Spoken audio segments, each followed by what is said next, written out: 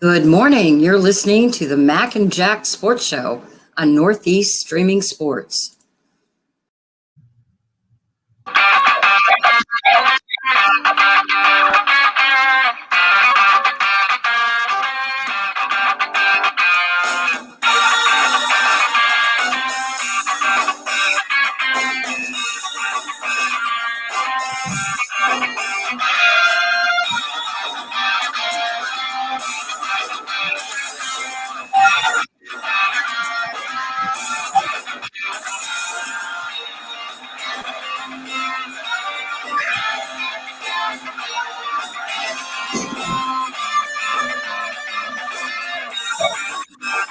Good morning, everyone, and welcome to the Mac and Jack Sports Show, streaming live on Facebook, YouTube, and Twitch, on Mac Sports and the Northeast Streaming Sports Facebook pages, the Northeast Streaming Sports YouTube channel, also on Twitter and Instagram. Like, share, comment, please subscribe to the Northeast Streaming Sports YouTube channel for all the great NESSP shows. Our website is nessp.info. Check it out. We've got our shows, information, stores, and links. I'm Mac with your co-host, Jack Hirsch, legendary boxing writer and former president of the Boxing Writers Association of America, bringing you national sports with special focus on Northeast professional sports from New York, Boston, and Philly. Good morning, Jack. How are you doing? Good morning, Mac. How are you? Good. Happy St. Patrick's Day to you, Jack. I know you're Irish as heck, and that's my heritage, I should say, anyway. So, yeah, it's a great day to be Irish, and for people that, as they say on St. Patrick's Day, everyone's Irish. So happy St. Patrick's Day to everybody out there. Maybe next year we're going to have the big parades again. Yeah, that would be excellent, right? So hopefully by next year we are. I mean, it's starting to open up a little bit, Jack. So here's hoping. So, Jack, let's get to our sports updates. In the NHL, the Hurricanes beat Detroit 4-2. The Wild over the Coyotes 3-0. Tampa Bay over the Stars, 4-3.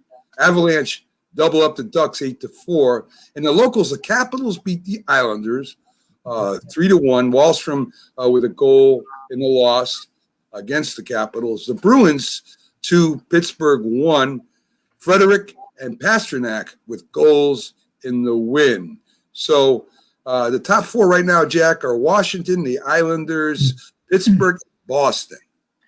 Mac, I'm a glutton for punishment. I actually watched a hockey game last night. I'm sitting and I'm watching the Devils Sabre game, the cellar dwellers playing it out. I mean, I don't know why I was fascinated. The Devils hadn't won a home game in 7 weeks. 7 weeks. Wow. And the Sabres hadn't won in their last 11 games. So someone had to win unless it was going to be a tie. And even Jeff Skinner, the high-priced free agent of the Sabres, who was in the doghouse with 1 goal all year, scored a goal, but the Devils ultimately prevailed 3-2. It was kind of a fun game to watch. Excellent. See, I'm glad you're starting to really get back into hockey, Jack. I know you were a big hockey fan at one time. So me, I try to get as many games or at least highlights as I can. Sometimes my job, but there's a price to pay. There are other games going on the same time. Right. There's the Islanders and the Capitals, and more importantly to me, the Knicks and the Sixers. And I'm watching the Devils and the Sabres. What's the matter with me, Mac? What is the matter with me? Is that a sign that I'm depressed? I don't know. I'm watching the Devils Sabres game. Maybe, Jack. Maybe you're just rooting for one of the teams to do good. You're a true sports fan, Jack. So let's talk about the NBA. The Heat over the Cleveland, 113-98. Chicago 123, the Thunder 102. The Hawks beat the Rockets 119-107. Portland 125, the Pelicans 124. The Lakers beat Minnesota 137-121. And in the locals, Jack, the Jazz thumped the Celtics 127-109. Tatum with 29, Jaylen Brown with 28 in the loss. And the Knicks in their game against, the two top teams in the division in their two last games, lose another heartbreaker to the 76ers. Randall had 19 points and 15 rebounds. The 76ers without Embiid, but Tobias Harris. Thank you. Harris with 30 points and Simmons with 16 points, 13 rebounds, and 7 assists, Jack. Let me tell you, what was a blessing in disguise to the Philadelphia 76er team was Tobias Harris getting snubbed and not getting picked for the All-Star team. He really has a chip on his shoulder. Now, yesterday when he scored a basket, he'd yell, "I'm an All-Star" to the crowd. He is really ticked off. He's got something to prove. Not that he didn't give 100% as was, but he's taking his game up that extra little level, and that can only help the Sixers, come playoff time. Yeah, I mean, we talk about big threes, Jack. I don't know, with Tobias Harris, Simmons and Embiid, when they're all three on the court, sometimes they have a little chemistry problem there, but that's a top three to me right now. Well, you know why I now looked at as a top three? Because Embiid has been so dominant, and Simmons has had to take a bit of a back seat. So, I mean, it's not unusual when you have a big three. They're not all on the same plateau. When the Miami Heat had LeBron, Dwayne Wade, Chris Bosh was the third wheel. Everyone knew that. But with the Sixers, Embiid, like I said, is such a dominant personality, is such a dominant player that Simmons' game really has suffered, but it hasn't hurt the team. The team is winning. They're rolling. And there can't be any complaints coming out of 76er land. No, not at all, Jack. I mean, if you think about it right now, the Nets, and I know that the Knicks aren't at that level yet. They're not at the Nets, and they're not at the 76ers level. But, boy, they gave them good games. It looks like there might be some new rivalries coming up here, Jack. Well, you know what it is? When the Nets get Durant back, it's going to be interesting to see what's going to happen with the chemistry. It should be fine. And for all the talks about all the other teams in the East, like the Miami Heat, who look out, they're really coming on now. And they're the team that went to the finals last year. When push comes to shove, can the Nets be beaten 4 out of 7 games? I mean, that is some chore. Just think of it. This isn't the NCAA tournament where you upset someone on a given game, beat them 2 out of 3, 4 out of 7. That Net team is going to be hard to beat, coming out of the East. I agree 100% with that, Jack. So what do the Knicks do, Jack? Do the Knicks go ahead and pick up a free agent? Do they just stand pat and make their, play as well as they can play, maybe make the playoffs this year, and then build on that? I'm going to tell you, if they're thinking of this year mainly, stand pat. The Knicks are going to make the playoffs. They have no pressure on them. They could get swept in the first round, and people are going to look at the year as being a success. If they feel they need to make a deal because it's going to help them going forward into the future, then make the deal, because certain players have a value now that their value is not going to get much greater. Like Quickly has some value.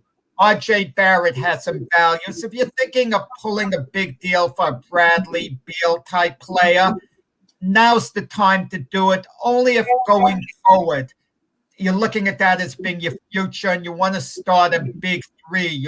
Julius Randle, the second player, now a free agent comes. Now you're talking championship contender. But at some point, the Knicks are going to have to pull a major deal if they're ever going to be a serious NBA title contender, because it's not just going to happen with the development of Barrett, Quickly, and a couple of other guys. They're really going to need to make something happen at some point, but it doesn't have to be this year. I agree with that 100%, Jack. In sports news, Jack, free agent in the NFL is on full blast. I mean, the Patriots have basically signed almost a whole team right now. They picked up a lot of receivers. They picked up a couple tight ends. They picked up a couple defenders, but they haven't picked up a quarterback, Jack. I mean, for all Cam Newton was at one time, and he was an unbelievable weapon with his legs and his arm. Last year, without weapons, he still didn't get the ball to those non-weapons. He had a lot of problems with his throwing motion, a lot of problems being accurate. Do the Patriots they signed him, do they keep him as first string, or do they got to get another quarterback, Jack? I don't think Bill Belichick himself knows the answer. I think Bill Belichick is going to be looking around for another quarterback for sure. Maybe they're even going to use the number 1 pick in the draft, number 15 overall, and hope Mac Jones, the Alabama quarterback, falls to them. I don't know. Or maybe Bill Belichick just has it in his mind, look, if we have to go with Cam Newton, we'll go with Cam Newton. We're going to look elsewhere, see what's the best fit, but we can settle with Cam Newton. I mean, some of these quarterback moves, I don't know where you're going to get into it later. Yeah, no, we're gonna get it. We'll talk about it then, but there have been a number of dazzling moves. I mean, they're hitting you with combinations like in boxing, Mac, these free agent signings. I'm having a hard time keeping up with it. You're getting it one after the other. Yeah, I mean they're cutting signing. It's a lot to keep up with for sure, Jack. So we got the Patriots doing their thing. We got the quarterback right now of the let's put it this way, the second string quarterback at Dallas goes to Chicago. Everybody thought everybody thought Russell Wilson was going there. Chicago wanted him. Russell wanted out. They spent $10 million for a 1-year for Andy Dalton. What does that do to Mitch Trubisky? First off, let's stop this Russell Wilson nonsense about going elsewhere. All his agents said, if Seattle is going to trade Russell Wilson, these are the teams he'd go to. He never demanded a trade, never said he wouldn't play for the Seahawks. Russell Wilson hasn't done anything wrong, in that sense. Listen, Andy Dalton's gone to the Chicago Bears. Mitch Trubisky became a free agent. Nick Foles is there. It's not a long-term answer for the Bears. People think the Chicago Bears is some charity case, that they're in desperate trouble. I have news for you. They made the playoffs last year. They're not a charity case. They're not a 3-13 team, or they're not the Philadelphia Eagles, a team was in a free fall. The Bears were an average team who got into the playoffs last year. They didn't want to invest in a big contract of Mitch Trubisky. We understand that.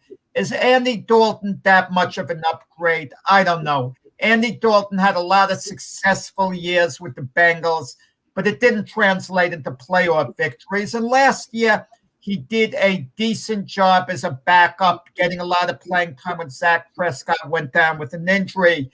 He's not a long-term answer, Andy Dalton, with the Bears.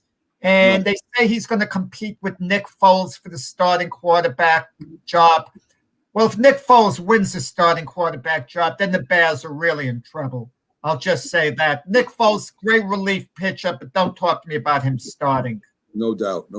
LeBron James, Jack, buys a huge amount of the Boston Red Sox. Now, the Boston Red Sox have had he didn't buy a huge amount. He's a minority owner. He gets a tiny percentage. Yeah, but he bought a lot of stock, Jack, is what I'm saying.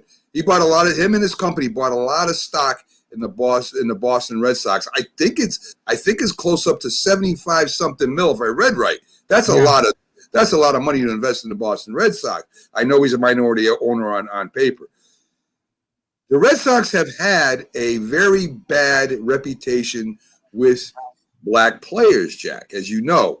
A lot of black players wouldn't go to the Boston Red Sox. I mean, I think Jimmy Rice was really their only true black guy, not counting, American black man that played for him. We're not counting the South American guys, anything like that. The true American from the United States black player that played for the Red Sox, one of them there's no other one I can remember, so maybe you can.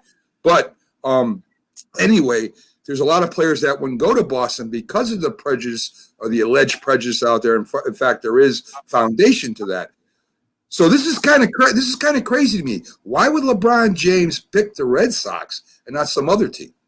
Well, shame on you, LeBron, because you were a Yankee fan. You showed up at an Indian Yankee playoff game in Cleveland with a Yankee jacket on. And some of your own fans in Cleveland, when you played for them, were starting to boo you a little bit when you showed up. That's a true Yankee fan. LeBron, you always loved the Yankees, and now you're with the Red Sox.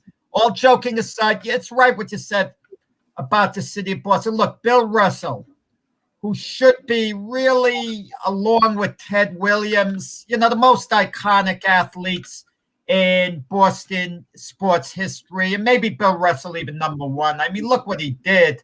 Yeah. And when they had a night to, Bill Russell was critical of the people in Boston, the way they treated the African American, athletes, people. And when they had a special night to honor Bill Russell when he was retired, they didn't even sell out the Boston Gardens then.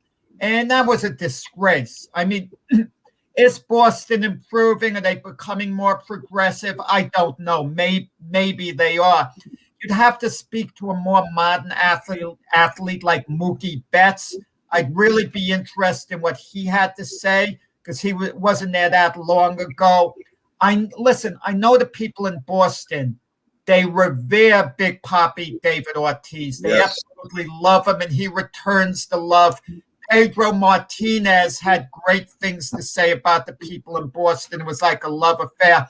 So maybe things are getting better, but I also know what Magic Johnson was saying when those Laker teams would play the Celtic teams, the racial discrimination there. They could feel it, the Laker teams coming in. But look, I like this move by LeBron in all seriousness. It would be great if he owned the team. If a Major League Baseball team.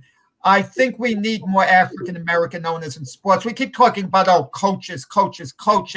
Let's get more African-American owners in that position of power. That's what we should really be addressing. How come we don't have more? And we should be doing it in a way where we can have an open, good discussion where no one feels threatened and we could all see, is there any way to improve this situation? But with LeBron's move, it brings a little more profile to the Red Sox. But I'll admit, after seeing LeBron in the Yankee jacket and all, it'll be hard to envision him with the Red Sox gear on going to a game.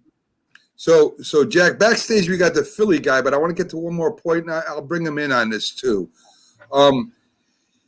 Tua has lost his security blanket over there in Miami, Jack. The Magic Man is not there anymore. He's gone, and he's with Washington in the NFC. Yeah. So Fitzmagic is now in Washington. Now that kind of makes me wonder, why would you let Alex Smith go, who's a very accurate quarterback, and no matter Fitzpatrick is an exciting quarterback and can have games of 400 or 500 yards, but he also can throw 5 or 6 interceptions in a game. So why would you release Alex Smith, who had a pretty decent year, really, as far as stats go, and bring in Fitzpatrick, who's a little up and down, Jack? Well, two things, okay?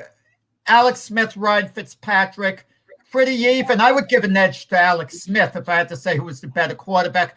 What Miami counted immediately when Fitzpatrick left? They got Jacoby Brissett. He's not going to mentor Tua the same way. He's looking to play. He had his chances with New England. Well, not really with New England, but he moved on from them. But he had it in Indianapolis. The job was his. He couldn't hold on to it. He's looking over Tua's shoulder. Don't think Tua doesn't know that. But if Tua's the type of quarterback I think he'll be fine. The move I don't know, does that have Fitzpatrick, Pags, how he feels as an Eagle guy? Is that going to help the Washington football team? Because I'll tell you right now, most predictions in the NFC East would have the Eagles in last place. I heard. Happy St. Patrick's Day, guys. Everybody likes to put the Eagles last, and I think that the offensive line coming back is really going to play a little bit more than what everybody thinks. I know that a second year Hurts is going to be better than the first 4 games that we saw him play. Fitzmagic going over to Washington is an interesting. I know it was done for money. I mean, nothing against Alex Smith, but you just can't trust the leg, and that's really. I mean, you have to make a really tough decision there because ultimately he was the comeback player of the year. and the fact that he just got back on the football field was nothing short of amazing. So beyond all of that, this is still a business, and I can't really fault the Washington football team for doing that. However, Fitzmagic has had the Eagles number a little bit, and not that he's had an Eagles number like so great. I mean, it just seems like he's beaten us the last few times we played him with like 3 different teams. However, his record against us is only like 8-8-1. So it's not like he's had this fantastic record, but he just, for some reason or another, knows how to beat the Eagles. And I would think Are we talking about Fitzpatrick or Smith? Fitzpatrick. Fitzpatrick, okay. Right. Just he's had really good games against Eagle defenses. And it seems like he threw 4 touchdowns the last time we saw him, and it's like where did that come from? Well, just a little suggestion. Alex Smith isn't going to get a starting quarterback job anywhere. I mean, if you look around the NFL, right. What about Alex Smith going to the Eagles? I mean, if Hurts stumbles a little bit, that seems like a very nice fit. And Same reason for why Washington didn't keep him. I can't trust the leg. Yeah. And who wants to be the team that has him and he gets hit the wrong way? I mean, because that leg is not 100%. It never will be again. And imagine him getting hit the wrong way where he can't walk again for the rest of his life. How are you going to feel as the team? You know what I mean? I know that the player has got the will to want to play, but sometimes you just I wouldn't want to take on that responsibility. So Pags, we have Washington. Now let's play GM for a minute, right? At Washington, you have Mitch Trubisky out there that is going to be a free agent. We know that. We know that there's other quarterbacks out there. Dalton was out there at the time.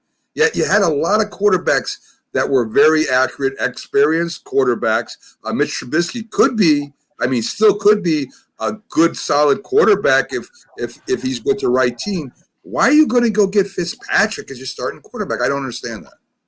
I think that they just went and got a quarterback. I wouldn't say that he's their starter. He's their starter because there ain't nobody else there. Right. You know what I mean? So I think Washington's got more in the mix. Obviously, they wanted to get a veteran quarterback. I have a feeling that they're probably going to, try to move in the draft and try to get one of the top 6 quarterbacks and work it out from there.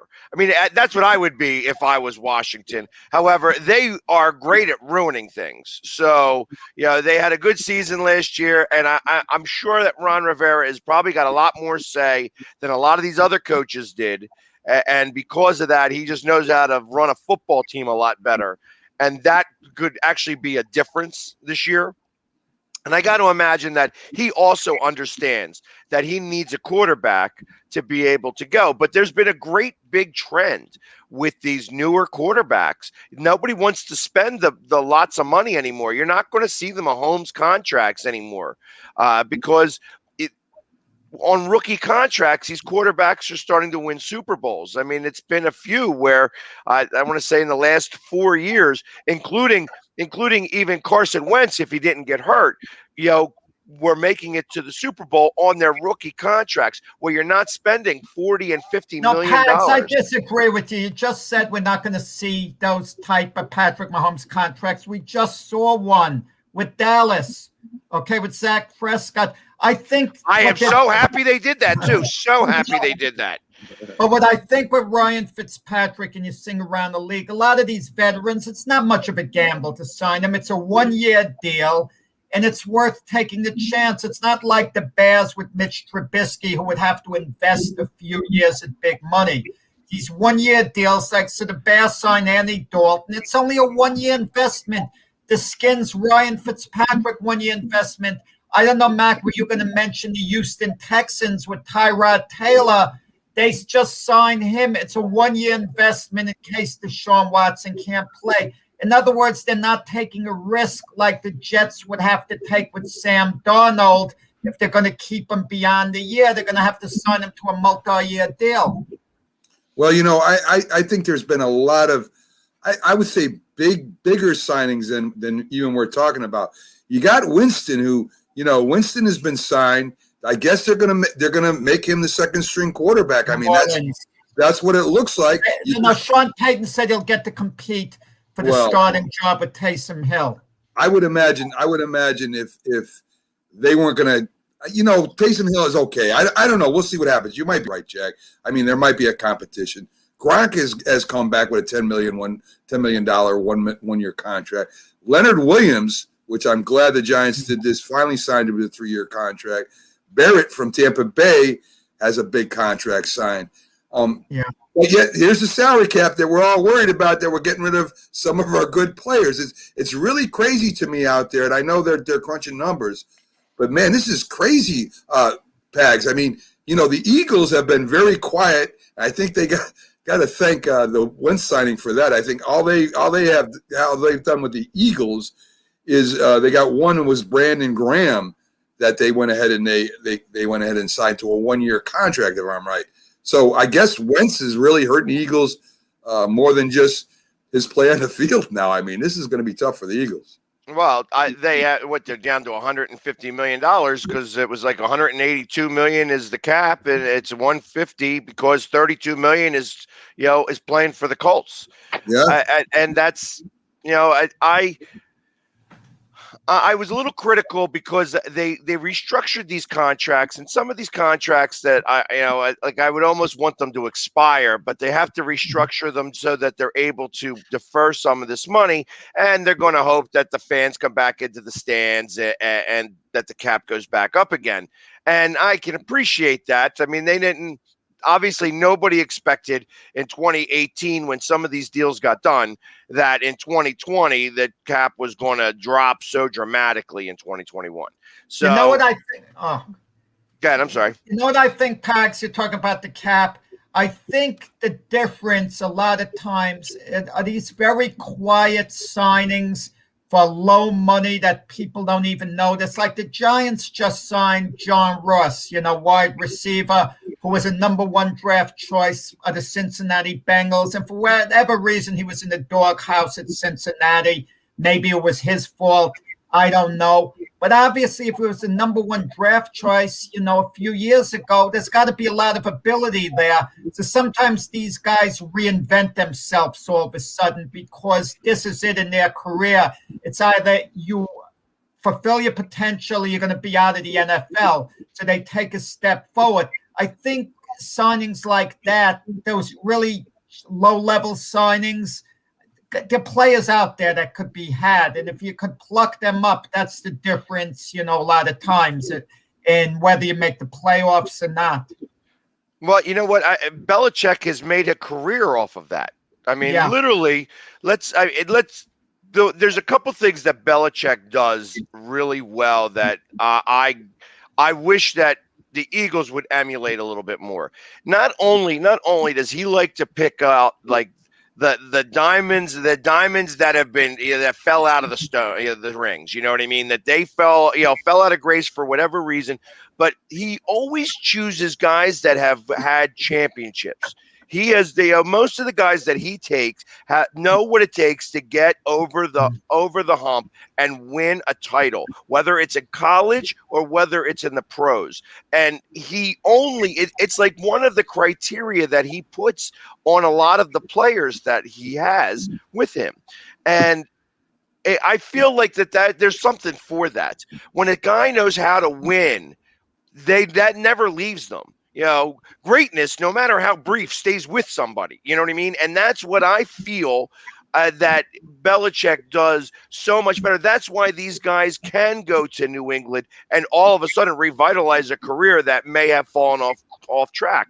I wish that the Eagles would do that more. I don't think that they value the ability to win championships as much as they value even their own. They like to keep things in-house. They operate a little bit like the Flyers do, where they don't like to get rid of their players. Well, Pags, we got you on, and I'm going to do this with you because we normally have a trivia question every day, me and Jack on the Mac and Jack show.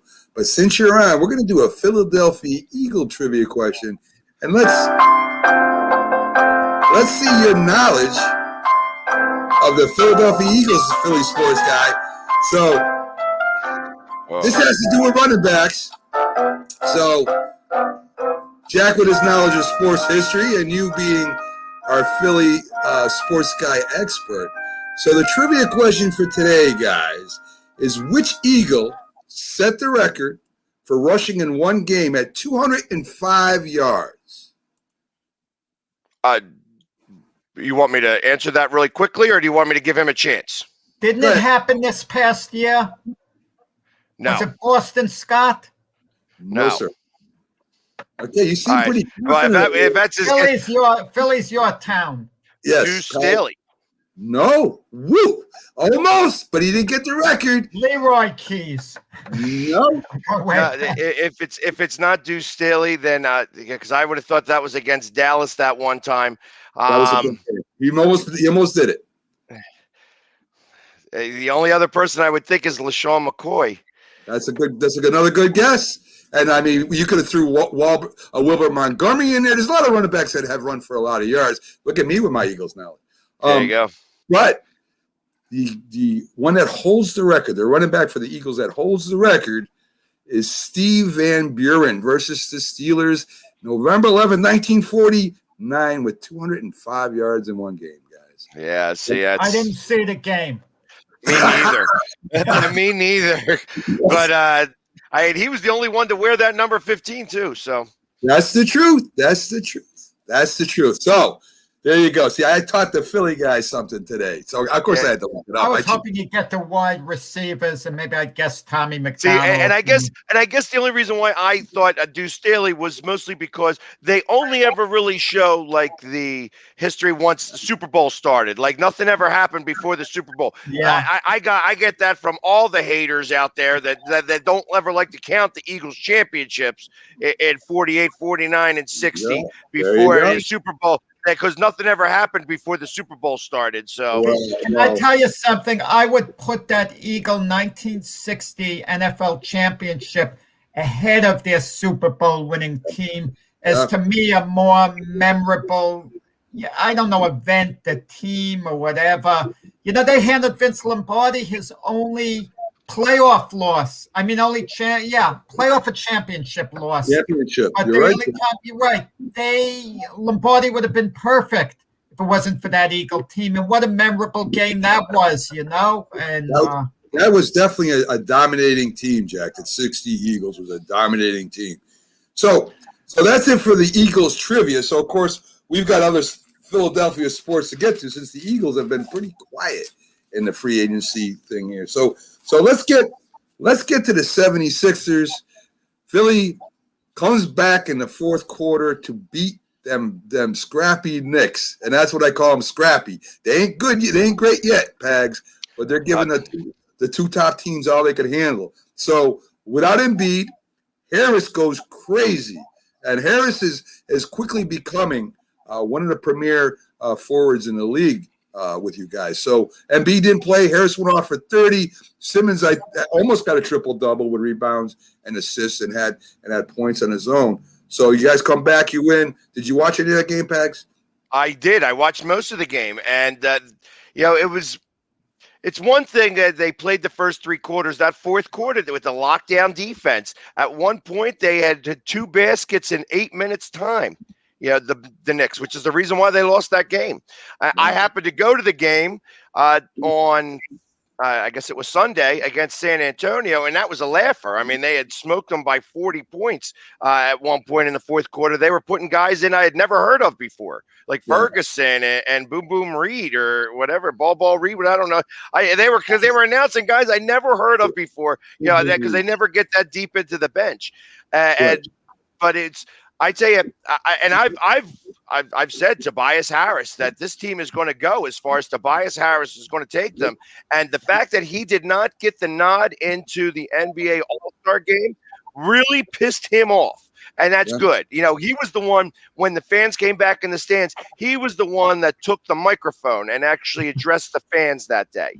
So I'm seeing him becoming much more of a leader than. Really Embiid or Simmons. I think that when you take all those egos that they have, that Tobias Harris is able to kind of even go above them and be like the real leader of this team. And I feel like that's been showing when Embiid's not there. When the ball goes through Tobias's hands and he actually plays a full game. I mean, he's scoring 30 points. He's doing assists. I mean, he's just doing it all right now. Rebounds. And, I like I said, I feel that he is going to be one of the biggest reasons why the Sixers will wind up in the finals this year, that they will overtake the Bucks, the Nets. And we're going to find out tonight about the Bucks, and the Nets and every other team in the East. I think that the Sixers are going to be the ones that represent in the NBA finals. Well, the Bucks and the Heat really look over you. They better look over their shoulders because they're gaining quick. I mean, they're gaining steam. So it's not just going to come down between the Sixers and the Nets. Speaking of the Sixers, Dwight Howard's really reinvented himself. It started last year. He could barely get a job in the NBA. The Lakers let him on the team kind of like he was on probation all year. One slip up and you're gone. That was the attitude. He was a great citizen with the Lakers last year and an even better one with the Sixers. I think he's got a lot more in the tank.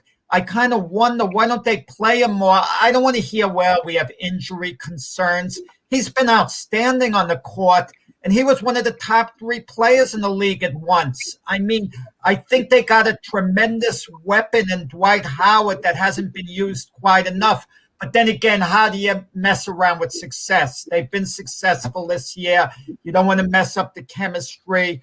But I don't think Dwight Howard would mess it up. I think he's got a great attitude this year, and he could provide so much more for them if needed. Well, it's funny that you say that because he was a really big fan-friendly guy on the game on Sunday when the fans back in the stands, because we got to win a Frosty and some fries when they missed a couple of free throws in a row, and he was playing up to the fans, holding the ball, making sure everybody could cheer because he's trying to egg on the Frosty. So I looked back. I wondered why it was that he was so disliked, why he's had the stigma that he's carried. And, it looked to me like when I looked back at some of the other games and in the Lakers uniform, it didn't look like he was enjoying himself. And it looks like he's having fun now. Yeah. And I think that, he's playing 16, 18 minutes. We've seen that when he plays more than that, he loses some of that edge. He doesn't play as well. It actually carries over into the next game as well. So that I like the fact that they're only using him 16 minutes. It gives them a spark. Like he came onto the court against San Antonio, and the first thing he did was slam the ball. And he's got such a huge frame and able to just do whatever he wants to do out there. And I like the fact that he's only out there for so long. Keep him super fresh. And listen, we still have another 20 games yet before we make it to the playoffs. Why try to start, wasting all of his energy now? Keep it the way it is. And, like I said, he's having a great time. He's having fun, and they're winning games. They've won 6 in a row, 3 without Embiid. And that's probably more of the big deal than with Embiid, than the 3 with Embiid and going on a 6-game streak. So let's talk Embiid for a second. The injury, Pags, that he suffered. Are they taking it easy with him, or is it serious? No, it's they said that he was going to be missing 10 to 12 games. So they're expecting here. So we're down the first 3. There was say, nobody really says, hey, listen, we're going to, we'd like to go about 7-3. Well, he misses the 10 games. Well, they're so far 3-0. So they're well on their way. This is going to be a really big test today against the Bucks. So my expectation is that, especially from playing last night, that this game is going to be really difficult for the Sixers to win. But I want to see them go out there compete. And if they happen to get even blown out today, because like I said, if they're playing 2 games in a row, the second game of a back-to-back, even though you're not traveling, it is always a lot tougher when the other team didn't play. So my expectation is that they probably will lose tonight. But I expect them to keep it a game. And even if it's not a game, it's like sometimes you throw your heads up. Okay, we're going to take this loss and just lose and let them feel good about themselves because we still got another 20-some games to go, and 2 more times we have to play them. Yeah, that's a good point. It's a good point. Well, Go Go ahead. Pax, there could be a little trouble on the horizon if the Sixers are playing really well in Embiid's absence, and then he comes back and he's the same dominating guy again, and they're all taking kind of a secondary role to him. There might be a little dissension. Just very quickly, let me hear your thought on that. I don't believe that. I don't believe that at all. Because the Sixers were winning games with Embiid. So I think when he comes back, you're only just expanding the role. I mean, ultimately, you're going to see certain guys. Bradley. I mean, you've seen Howard do so well, but Bradley hasn't been so great. You know what I mean? So, and if you just substitute Embiid for Bradley, all of a sudden you got more points on the board. So my expectation is that that's not even a concern. Yeah, I mean, listen, when you get to the playoffs, I don't know if they're gonna use Simmons as the the small, I should say the big guard where he's driving and dishing, and then if you got Embiid and you got Harris underneath there, and Curry shooting from the outside, that's a pretty strong team. I think you guys got a real good shot at going to championship this year. So let's go to the Flyers. You beat the Rangers last night, still at number 5. You beat them 5-4. You're playing the Rangers again today, it looks like. Vermachek's playing great. I was upset that Gots to be here didn't get any scores, so that kind of ticked me off. But that's okay. He was that's a -3 in that game. Oh my God, he was horrible in that game. Him and Prosser. It was like every time they were just giving up the puck. It was you getting a -3 in a game is hard work. It's hard work to get a -3. That to be on the ice every time that they're scoring goals. It was frustrating to watch that game. Very frustrating to watch that game. So now what do you think? We talked about this a little bit last week, the defense. You still need to make some moves, Pags, on defense, or are they going to go with what they got? I mean, the offense of the Flyers is great. You guys have a solid team. You were one of the favorites. I still think you got one of the best teams in the division, easy. It's just your defense. I mean, the power plays work out well. You're good in the power plays. The defense, what are you going to do, Pat? No, we're not good at the power plays. We're not really good in the penalty kill, and we're not very good at defense. And to be honest, that we still don't have a sniper. I mean, we've got some goal scorers now. I mean, we've got a couple guys that are scoring some goals, but we just do not have that sniper, that guy who just puts the puck in the back of the net every time. TK was starting to become that guy, and he's not. I like JVR. I think that JVR gets a lot of muck and grind goals by getting out in front and just doing those tips, and you need them. So I mean, those are the guys, but you need that sniper, that really good sniper, that first or second line guy that's going to put the puck in the back of the net, and they just don't have him still. Like Giroux used to be that guy, but he goes hot and cold, and he's been a lot of cold. He had actually a pretty good second half of the game. After he got hit in the face with the stick, all of a sudden he started to play a lot better. So not that I want him to get hit, smacked in the face to wake up a little bit, but that's kind of what I felt like he needed to have happen. And all of a sudden he did wake up. He scored a goal. He assisted on another goal. He was making great passes. So those are the types of things that I want to be able to see out of my captain.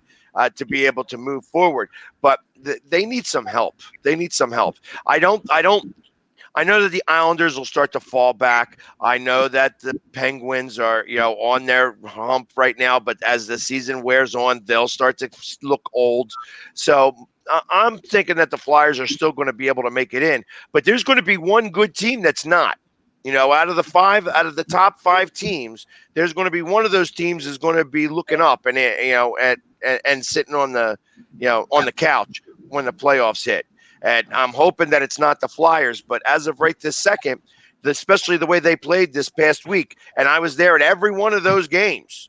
Every one of those games against Washington, they were PU,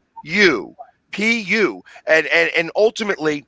It was the last 5 minutes of the game that had a little bit of saving grace. Why can't you do that for at least a period, or even 2 periods, or, God forbid, 3 periods? Why is it that you can't seem to keep that energy up and do the things that you're doing when you're trying so desperately to come back at the end of the game, rather than, do it for an entire game and maybe win? So I we've got some work to do. How about your goalies? Are you happy with them, Pags, or you think it's just a defense giving up too many easy shots on them? Well, I know that there has been goals by both of the goalies right now that they would want to have back. That they have not played 100%. And I think that that's been a little bit of frustration because of the defense. The defense has been letting them out to dry. I mean, you're not going to be able to say, you can't have Ovechkin at the top of the circle, ready to go with a slap shot and it get passed across the ice and you expect to be able to make the save all the time. Not going to happen. It's just, and he's too good of a shooter. And if somebody like Ovechkin was on the Flyers would be in the top 2, top 3 in the division. But we don't have that guy. And I feel like that's part of the problem.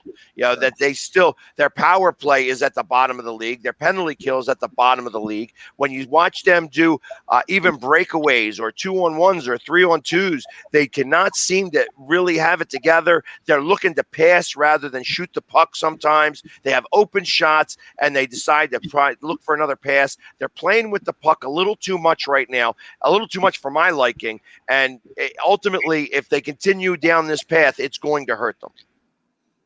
So I had an idea. Me and Jack were talking about the shoot off. I don't like the shoot off. I think it's very boring, especially regular season. Maybe you got to use it in the playoffs. But I come up with this idea, Pags, and I want you to push this for me, okay? For the overtime, you would do a 3-on-1. Okay, you have 3 guys, 1 defenseman, 1 goalie. You take it down like a power play. You try to make the shot on the goal, but the defenseman can steal it. All right, he can steal it, shoot it down at the empty net, or maybe take off with the puck. I mean, I think that would add a little excitement to the game. You know what I mean? Each one take maybe 1 turn at it or whatever, and this way would add excitement for overtime. What do you think? No.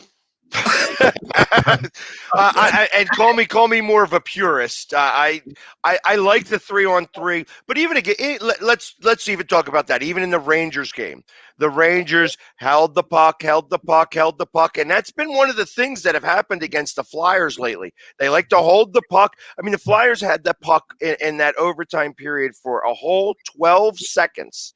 They wound up getting 2 shots on goal. The first one almost went in. And they literally only had the puck for like 2 seconds. The Rangers got the puck back, skated around again. Voracek was on the ice for like 1 minute and 48 seconds, and he stole the puck. And it was the slowest deke I've ever seen in my life. He literally went down there, was like exhausted. He was like, and the goalie bit on it.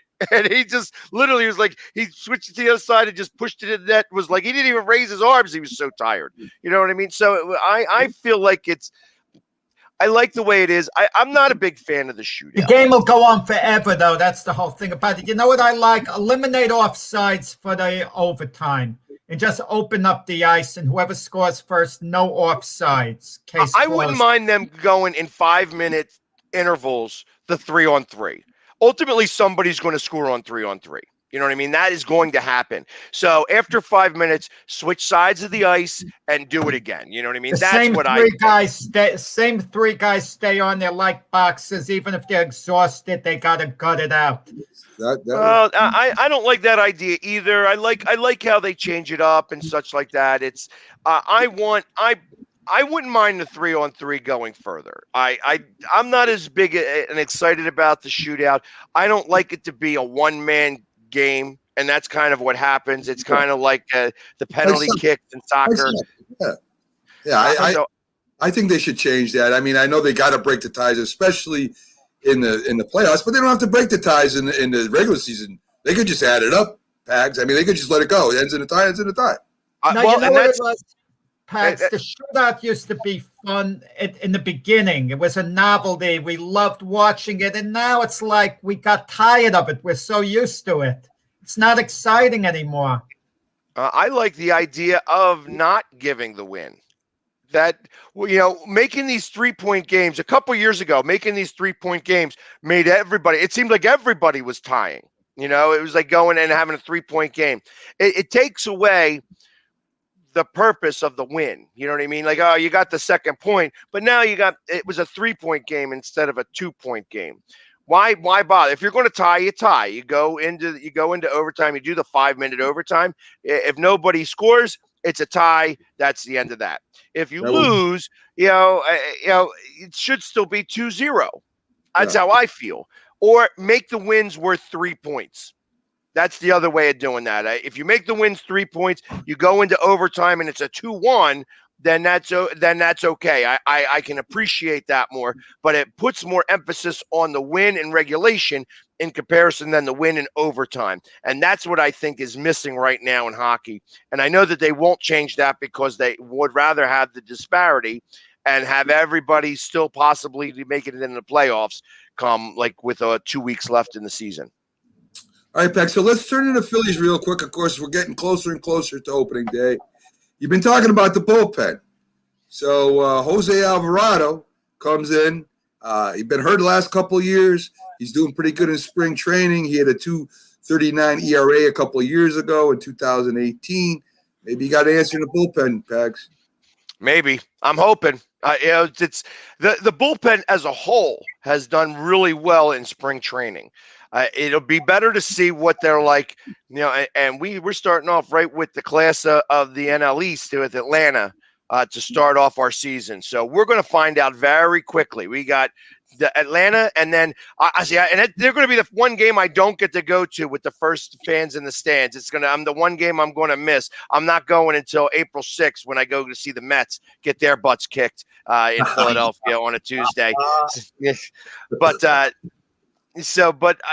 realistically, I want to see how they perform in real games. It's one thing to do it down in spring training. It's another thing to do it in real life. Let's make it happen in real life. Let's start to see that before I start counting wins and how many wins that they're not going to give up this year in comparison to making them losses. Like I said, had they won 1 or 2 more games, one more game would have gotten them in the playoffs, and they didn't do it last year. So I expect that the bullpen is going to be the difference of about 7 to 9 wins this year.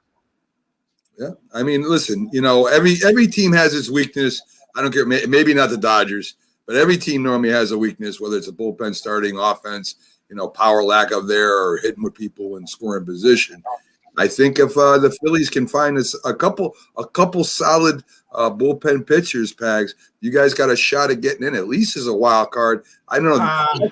That's a tough division, though, Jack, right? I mean, right, Mac. The way you said it, they at least have a chance. I mean, I haven't sat down and made my predictions for the season. Maybe I'll rate the Phillies highly. Who knows? I have to analyze the rosters of all the teams a little more. But just off the top of my head, the Phillies, are they going to really beat out Atlanta? Are they really going to beat out the Mets? Yeah. Are they going to the Mets? I don't believe. The Nationals, the Marlins. Right now, just off the top of my head, you might be looking at last place for the Phillies. You might. Right now, it's going to be tough for them to beat any of those 4 teams out. It's a very tough division. Think of it, Pax is annoyed at me now. But listen, Atlanta's going to finish ahead of the Phillies. Let's be honest about it. And the moves the Mets have made, and come on. And, Miami, your argument could be, well, they got into the playoffs in the shortened season. They're not there yet. But Miami's got better young players, okay? Better farm system by all reports. And the Nationals aren't that far removed from winning the World Series. Well, all of what you said, I can't argue with. Although the Mets, when was the last time that the Mets held true to what their expectations were? It's a different era for the Mets. These aren't the same Mets. And this is coming from a Yankee fan. To get Francisco Lindor said they're in serious contract negotiations. The Mets mean business. They're going to sign Lindor long-term before the season begins. The Mets mean business. I mean, well, I guess we'll see. They could mean business all they want because they've meant business for the last few years, but you see where they wind up. They finished ahead of the Phillies last year, the Mets. Okay, and what did that get them? And what did that get them? There was a lot of teams that finished ahead of the Phillies last year. Because there's teams that made the playoffs. I like the nucleus of the Phillies starting, lineup, with Hoskins, Harper, Gregorius. 5th most runs last year. I do like that lineup. That lineup, is a tough lineup there. and I love their manager, Joe Girardi. I think the Phillies are going to be fine, moving forward in the next 2-3 years. But just looking at it this year, that's going to be, everything's got to go right for the Phillies to make the playoffs. I'll tell you, the Phillies probably got the best manager in the division, so that's going to be counting for something, Jack. They So, do. I'll take Girardi over Louis Rojas, for example. And realistically, I think that they have probably the best lineup in the division. I feel like that the other teams are more stocked with pitching, and it's the pitching that everybody thinks that, that it's the pitching that Atlanta has. It's the pitching that the Mets has. It's the pitching that Washington has. It's the pitching even that the Marlins have, that everybody says that that's what's going to beat Philadelphia. Yeah. Philadelphia had the 5th most runs last year. If they didn't give up the most runs in the bullpen last year, we would have, like I said, 21 games. We only played, 56, right? 21 games out of 56 or 62 games, whatever it was. That's a lot of games that we lost after being in the lead because of a bullpen. So all you got to do is half of those games, and we would have been number 1 in the division. Of course, coulda, shoulda, woulda. That's all in the past now. That's why I'm happy that you know what's funny about that. After Girardi left the Yankees, Dylan Betances left the Yankees, and Dylan Betances had been so successful coming out of the bullpen for Joe Girardi with the Yankees. I kind of wondered why the Phillies never made a serious move to get Dylan Betances. It never made sense to me, but obviously they went to Joe Girardi, and it was something he didn't like. And it's turned out Dylan Betances hasn't done anything since he's, left the Yankees. Yeah. Well, it was a good move not picking him up, because definitely I don't know what happened with him. He was going to be a star, it looked like, at one time. Yeah. Pags, again, thank you for coming in as you do every week. We love talking to you about Philly sports and getting your opinions and your knowledge, your history. You got to brush up on. I'm sorry, Pags. You got to brush up. Yeah. The whole 2 decades before I was born, even that's what we had to bring up.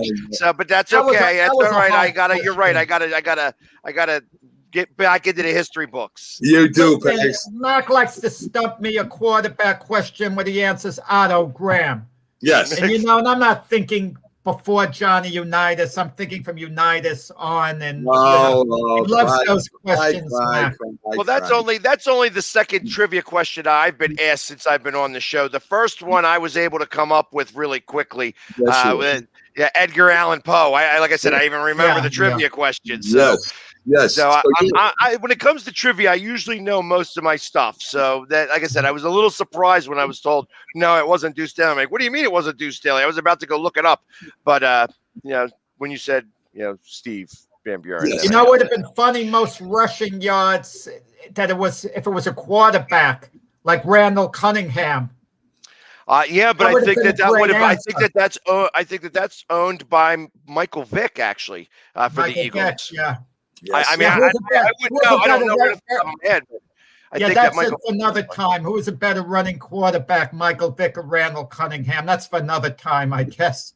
Yeah, that's definitely it, because we could talk a whole show just on that alone. No doubt. Because I remember Randall in his heyday when he came from Las Vegas looking like Michael Jackson in that jacket and coming into Philadelphia. Nobody knew nobody understood until he got out there on the field. Listen, Mac would say Fran Tarkenton was a better running quarterback than both of them. No, I say he was a better scrambler, and he sure in health threw for a whole lot more yards than both of them put together, I think. The only thing I remember about Fran Tarkenton was that's incredible. Yes, well, I'll tell you right now, you see what Russell Wilson does with the football. If you go back to Fran Tarkenton and watch, that's what Fran Tarkenton was times 2 to Russell Wilson. I'll give you a quick story before I let you go, Pags. The Minnesota Vikings traded away Fran Tarkenton because the quarterback coach the head coach at that time was Otto Graham. Otto Graham was one of the greatest quarterbacks ever to play the game. All right, and in his short career, he threw probably more yards than anybody in that short time span. Well, Fran Tarkenton comes in as a rookie. He played rugby. And one of the plays he did, and Otto Graham went crazy. He was running down the field, and the guy was going to tackle him, and he actually bounced the football off the ground into the running back's hand, who went for a touchdown. Otto Graham went ballistic. That's not how you play. That's not how the quarterback plays. Fran Tarkenton was unbelievable. All the defensive linemen hated him.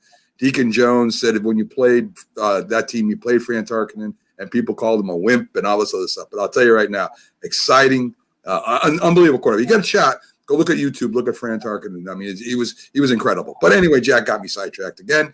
So guys, you tell the story, not me. I didn't make you tell that story, Mac. You get my mind going crazy sometimes, Jack, which I love. Thanks again, Pags, for coming in. We'll see you again next week. We got a couple things to talk about. Next week we'll have to change the Wednesday. When my Wednesday is booked up next week, I'm not going to be able to take my normal spot. So I figured I might as well let you know right now. Unfortunately, the next Wednesday at the normal spot, I'm not going to be able to be here. That's fine. We'll work it out off air. Pags, you have a great day. Happy St. Patrick's Day. I know you're so Irish, so I got all my green on as best as I can. This Italian, there's green in the Italian flag too, yes, and St. Patrick was Italian, so yes, he was St. Pasquale, but we don't talk about that.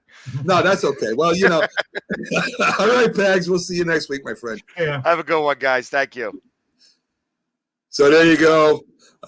Philly sports guy, Jamie Pags, we call him, with his great insight on the Philly sports. Does a great job for us every week. Folks, we're going to be cutting out for a quick break. We'll be back, and we got a lot more sports to cover on the other side. Stick with us. And let me do my magic here on the board. I got to get a producer, Jack. I need a producer. This is crazy. We'll be right back, folks.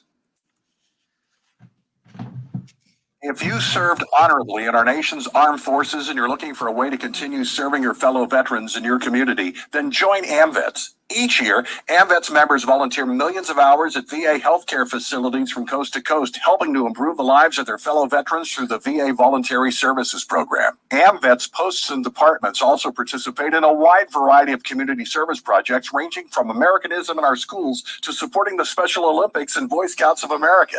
If you no longer wear the uniform today, you can still serve through the AMVETS by joining today at amvets.org. Hi, Grandma. What's for dinner? Hey, honey, I'm making stew tonight. Ooh, can Nina come over?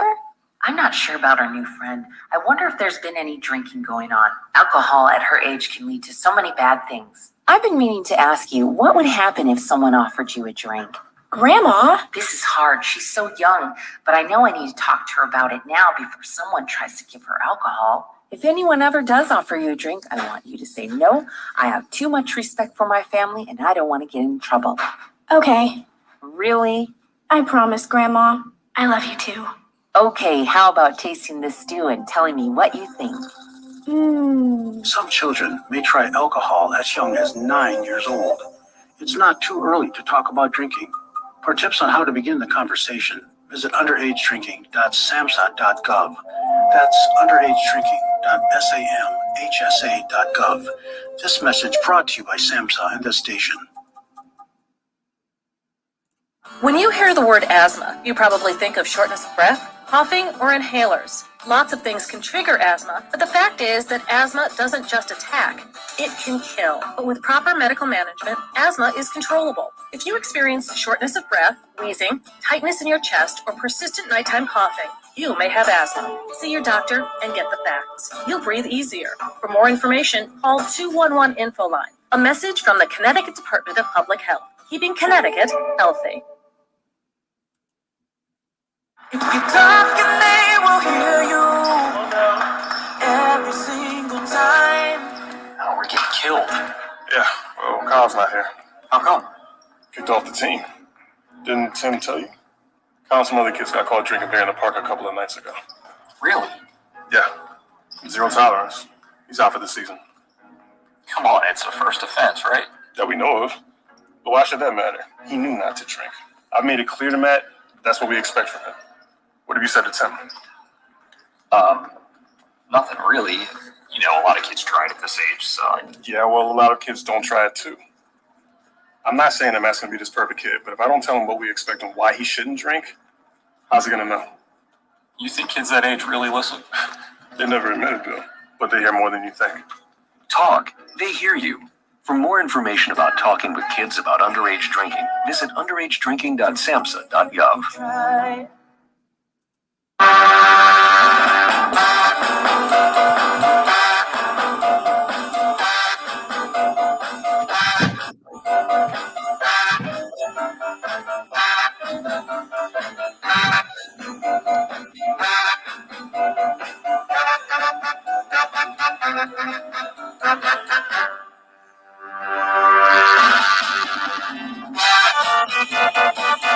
Good morning and welcome back to the Mac and Jack Sports Show. We're on live Wednesday through Sunday at 10 a.m.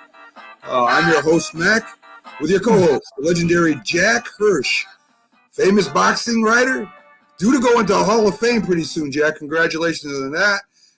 And former president of the Boxing Writers Association. So Jack's been around boxing for a long time, folks. Jack, just to let them know a little bit about you, because we have new people tuning in all the time. How long have you been writing for boxing? You know, actually, officially or unofficially, when I was a kid, teenage, I used to go to the fights. And then I'd get home, I write about each fight. It was just for myself. And, you know, how the fight went and so on, because I kind of enjoyed doing it. And I was involved with the Golden Gloves, a sparring partner for former world middleweight champion Vito Antuofermo. I loved hanging around gyms. And then I intended to write a book, you know, before I got into the mainstream media. I actually completed it. It never quite got published, you know, even though I came close with a couple of big publishing houses because I had no name at the time. And then in the mid-'80s, I got involved with the media, and I've been with this publication that's out of the UK called Boxing News. They've been in business like 111 years, and I'm their senior American correspondent for the last 31.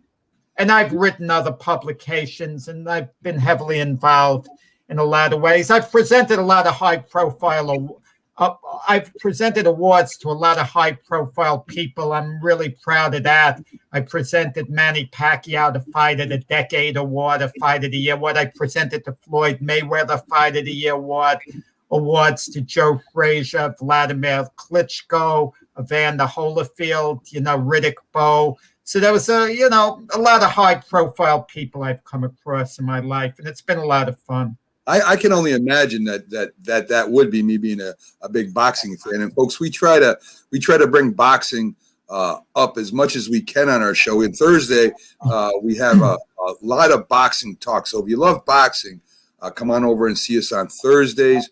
We're going to be having a former heavyweight champion on this Thursday to go along with our weekly correspondent. I call him a correspondent, but he's also an ex-fighter. He's a trainer. He's trained 3 different world champions. He's training one of the current heavyweight champions. Light heavyweight, right. You're going to mention our guy, John Scully. Now, for the viewers out there, Scully's the guy who he helps train Artur Beterbiev. He's fighting this Saturday in Russia, right. Okay? He's fighting, and if you have ESPN Plus, you can catch, you know, his fight that's going to be this Saturday. So, you know, he's back in the ring, and he's a tough guy, Artur Beterbiev. Yeah, a very, very strong man. And we had our light heavyweight contender, Joe Smith, on the show, too. And hopefully both win, and they're on a collision course to fight each other for the light heavyweight championship. And that will be a great fight if both of them come up winners and the stars align and the promoters get together, and hopefully that fight is made. It will bring a lot Bob Arum, both guys will fight for top rank, Bob Arum, and Bob Arum's already said he wants to make that fight if they both win. And it's a great mesh of styles. They both come forward, throw a lot of punches. So no matter how it turns out, the fans are going to be a winner because they're going to see a great fight. Definitely. So before we get to some of Jack's bullets here, I want to take a minute and go over a little bit of business. For all of you out there that are following just the Mac and Jack Sports Show, we're on Northeast Streaming, folks, sports folks. We're on Northeast Streaming Sports. We have our own YouTube channel. I know a lot of you watch on that. We got a Facebook page that you can see all the shows on. We got some really great shows. Go over there and see it. Like I said, we are on YouTube.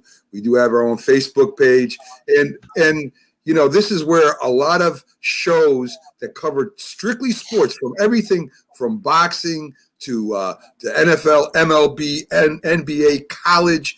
Northeast Streaming Sports will be putting forth a couple specials that you might want to check out. We're going to be having our Final Four preview coming up March 31st. We're also going to be live at the draft with one of our show guests who was just on. Pags will be live at the draft. We'll be going all night with a lot of big guests coming in and with the draft. So, for instance, the Giants for their first draft will probably have Byron Williams there, former Giant or NFL analyst. And we're going to have guys like that all night. We'll be coming in and talking about their teams, where they're drafting, and we'll be covering it through the first round. So it's going to be 5 hours, Jack. We're going to be a little tired, but I took over the draft, so we will have breaks. So there you go. You took over the draft, Mac. That means you're going to tell these long, monotonous stories tonight. Come on.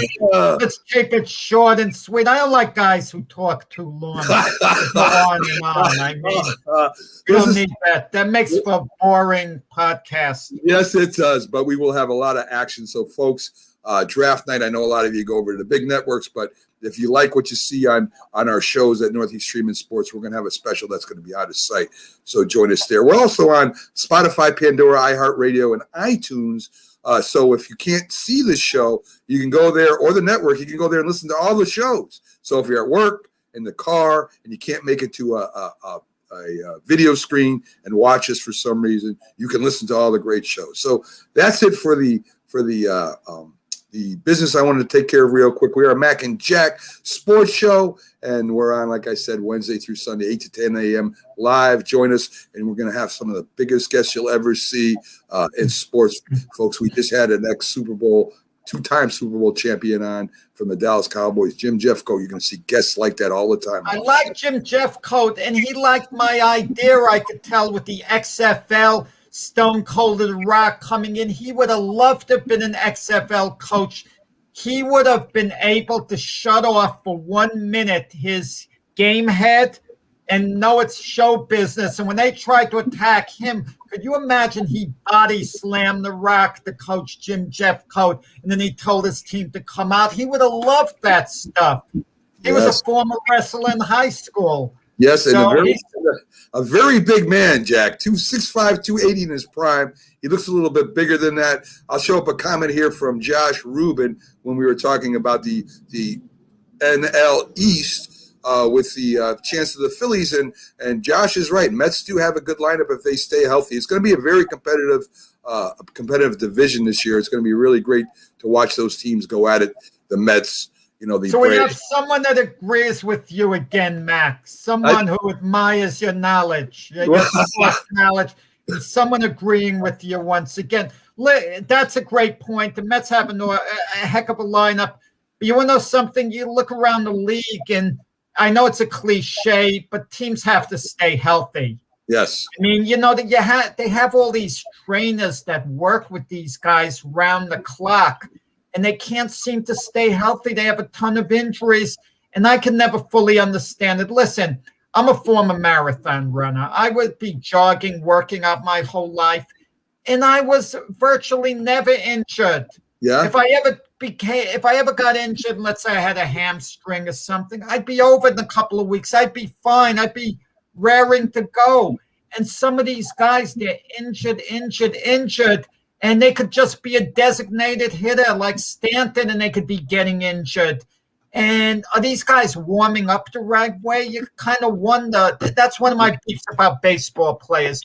You sit there, and you're getting cold in the dugout, and now you hit a ground ball, and if you're going to run all out to first base, chances are you're going to pull a hamstring at some point.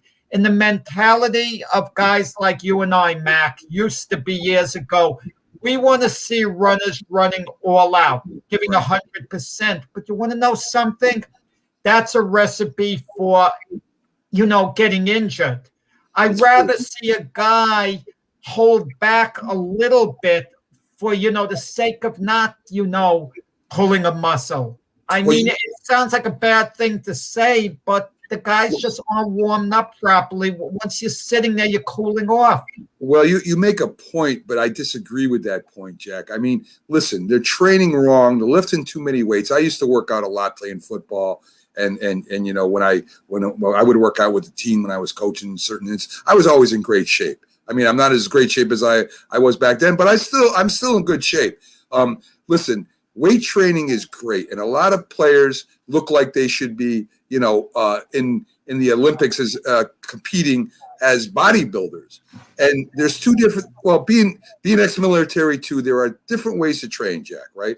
There's a way to train that you have aerobically, where you can keep your wind and you stretch and you do certain exercises. And there's other ones when you start working the core and stepping up a little bit, which I did a lot. And then there's the weight training, which I did a lot when I played football. But the key was that we stretched and we took care of our bodies, not to build an extra, the extra inch on the bicep or the tricep or the pec.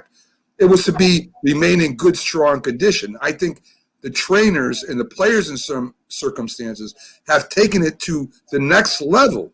Have you ever seen a bodybuilder bowl or do something where they're not stretched? I mean, their movement is not as flexible as other people. Remember Mike Weaver, a boxer who was a very big weightlifter, and it took him almost 10 rounds to warm up to start really fighting.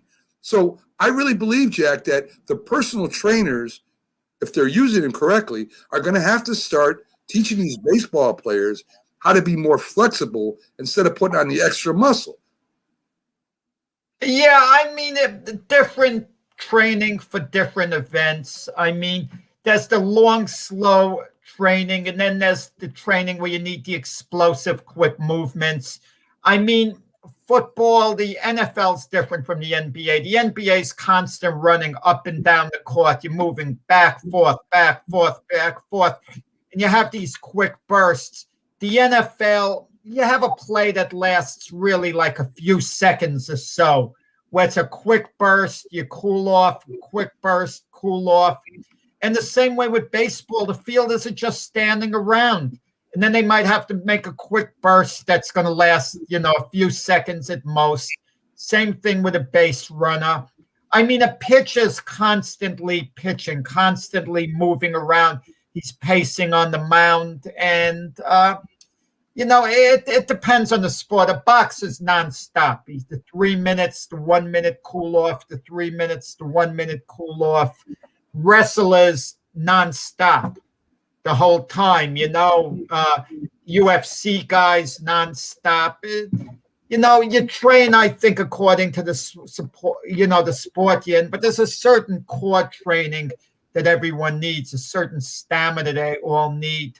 But I think it revolves around quick, explosive movements, and that invites injuries. I agree, Jack, but I think back when we were growing up, there wasn't as many injuries, and there wasn't as much personal training, working out with the weights. And I really believe, Jack, being involved in this for a long time with weight training and with different types of training, that maybe they should come a little bit more away from the weight training, a little bit more.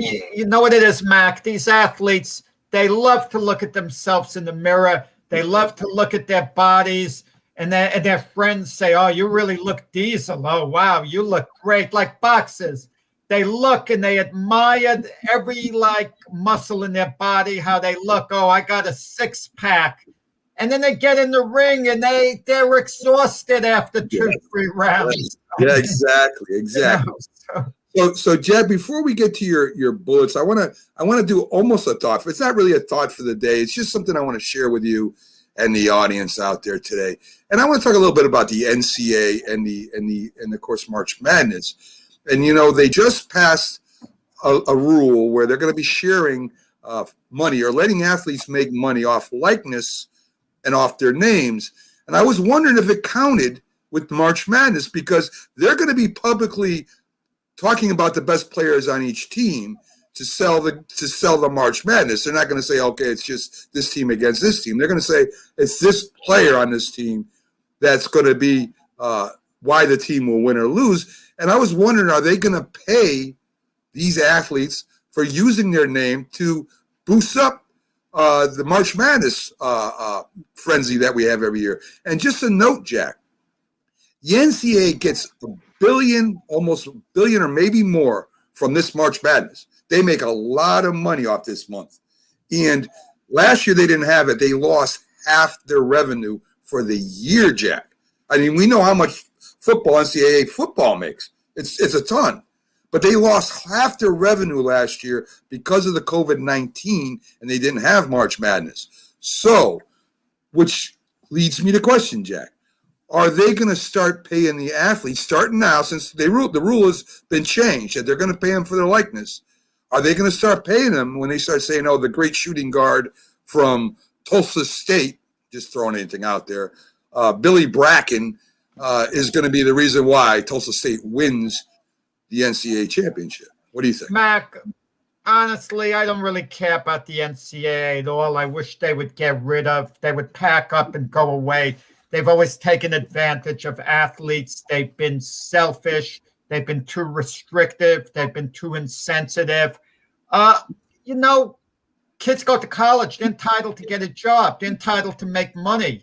I mean, and if the NCAA is making all this money off them, some should come back to the athlete. Let's say you get a high-profile athlete who can get endorsement deals when he's in college, like Zion or whoever. They want to stay in college, and rather than turn pro, they could make enough on the endorsement deals. You know what I think? At most, let them pay back the scholarship, what it would have cost to be at the school. Because if an athlete in college could make a few million, let them pay the couple of $100,000 back or whatever it would be that the scholarship, would have covered. And it's something I'm too sick of talking with the NCAA. I can't stand the NCAA. How they brought this upon themselves. Yeah. If they hadn't been so selfish all along and had just thrown an occasional bone to the athlete, and I don't want people to get the term wrong the way I'm saying it, but had been a little nicer to the athletes, this wouldn't have come about.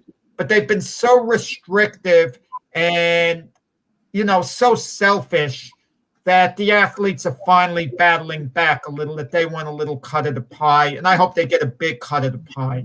Me too, Jack. I hope they do too. And at one time I disagreed with it. I thought the scholarship going there was worth that, was worth their popularity and stuff. But as we dig deeper in the layers of what happens with the NCAA and their suspensions and stupid rules, that and that other not athletes, but other people that receive scholarships can make money. Say a violin player goes out and they play with an orchestra, they can make money, but the athletes can't. So I mean, it's something that I'm glad changed, and I hope with this NCAA March Madness that the best athletes that are being promoted the most get a little cut of the pie. So what gets me, Mac, too, just very, very quickly, and then we'll go on to the next thing. Some of these athletes come from very poor families, and they badly need any money they can get, maybe to send home to their families.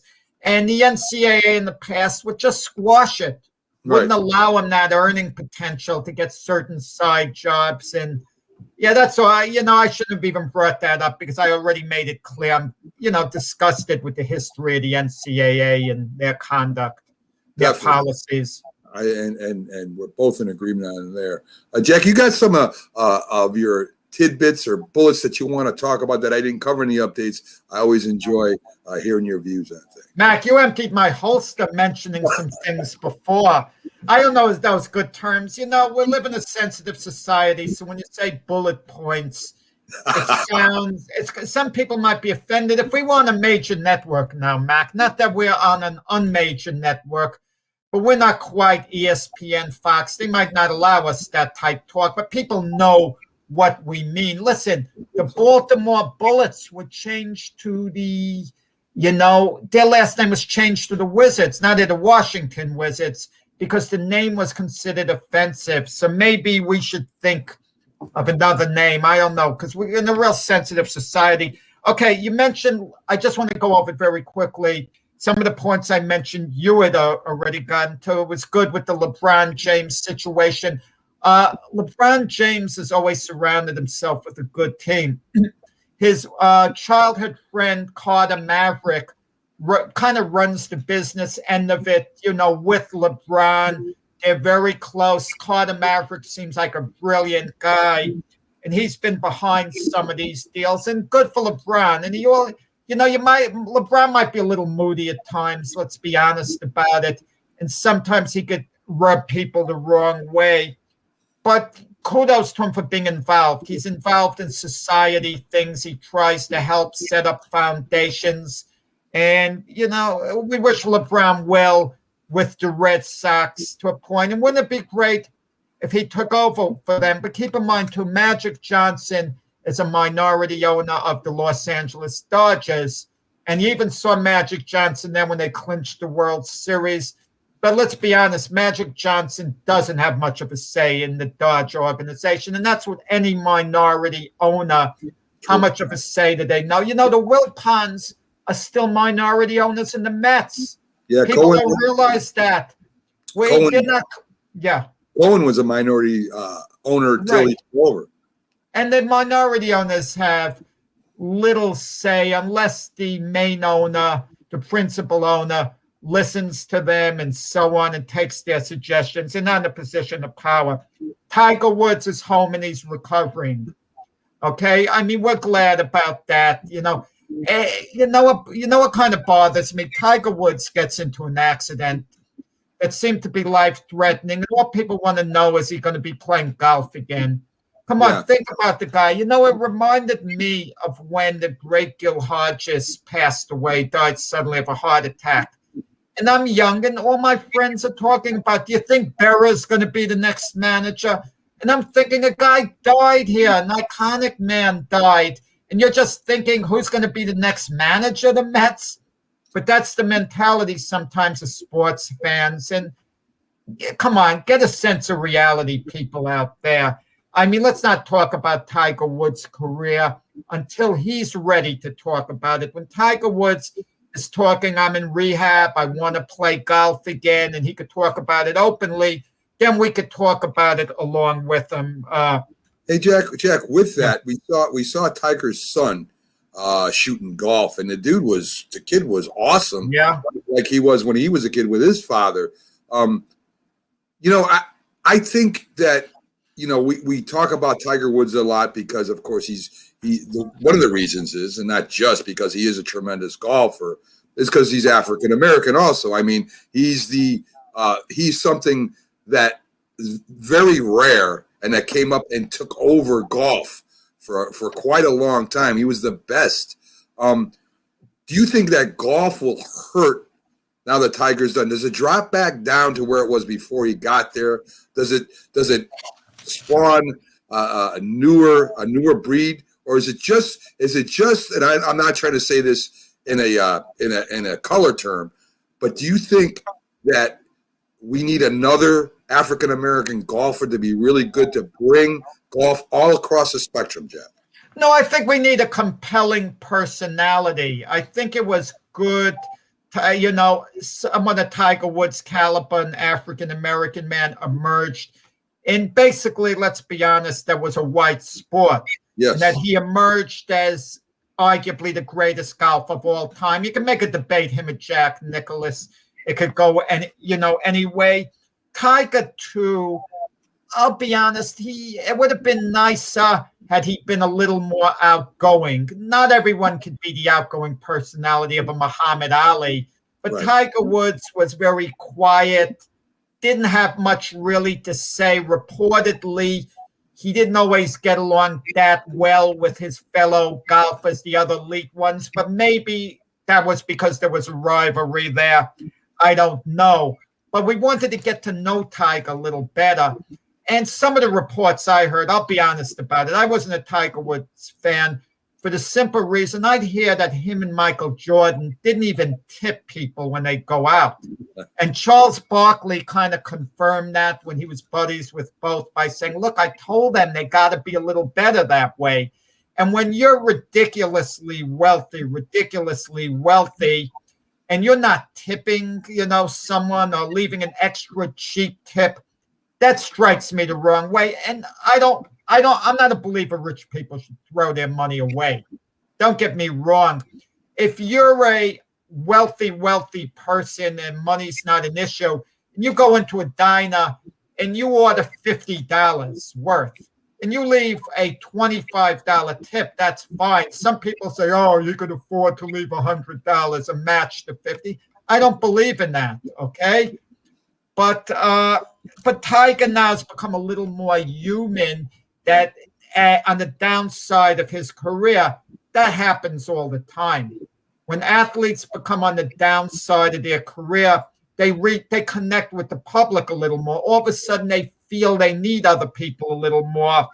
So, but now, especially now, we want to see the human side of Tiger when he comes back from the injury, because people are going to be rooting for him. And another part of it too, Mac, and you'll agree, when an athlete is at the end of his career just hanging on, we tend to want them to win and be successful, because it reminds us of when we were younger, the good memories keep hanging on.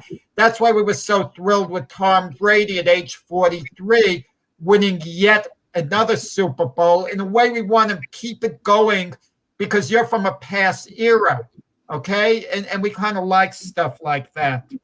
So, Jack, before we get to some more your bullet statements, and I'm going to keep calling them bullet statements, we're going to take a quick break. We'll be right back, folks. We got so much more to cover. Jack is going to bedazzle you. We got this day in history, and so stick with us. We'll be right back with more stuff. So hang right in there, folks.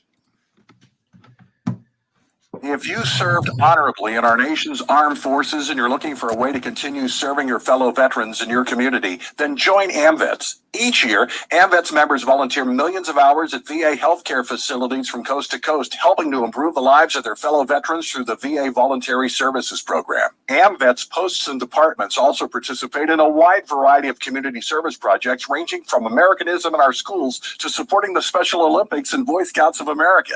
If you no longer wear the uniform today, you can still serve through the AMVETS by joining today at amvets.org. We all make choices. When it comes to alcohol, kids make choices whether to drink or not.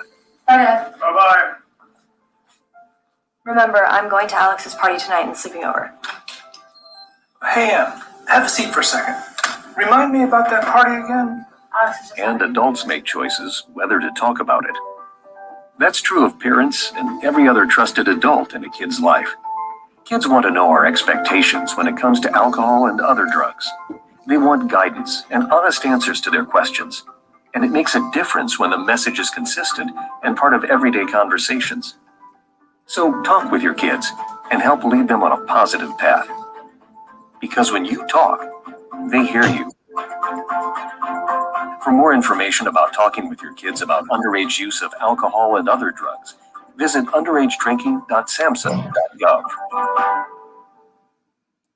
When you hear the word asthma, you probably think of shortness of breath, coughing, or inhalers. Lots of things can trigger asthma, but the fact is that asthma doesn't just attack, it can kill. But with proper medical management, asthma is controllable. If you experience shortness of breath, wheezing, tightness in your chest, or persistent nighttime coughing, you may have asthma. See your doctor and get the facts. You'll breathe easier. For more information, call 211 Info Line. A message from the Connecticut Department of Public Health, keeping Connecticut healthy.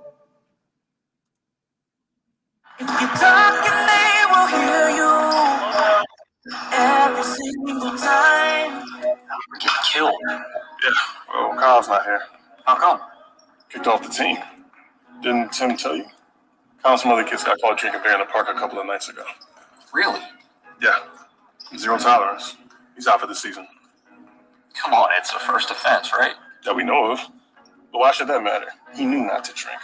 I've made it clear to Matt, that's what we expect from him. What have you said to Tim? Nothing really. You know, a lot of kids try it at this age, so. Yeah, well, a lot of kids don't try it too. I'm not saying that Matt's going to be this perfect kid, but if I don't tell him what we expect and why he shouldn't drink, how's he going to know? You think kids that age really listen? They never admit it, though, but they hear more than you think. Talk. They hear you. For more information about talking with kids about underage drinking, visit underagedrinking.samhsa.gov.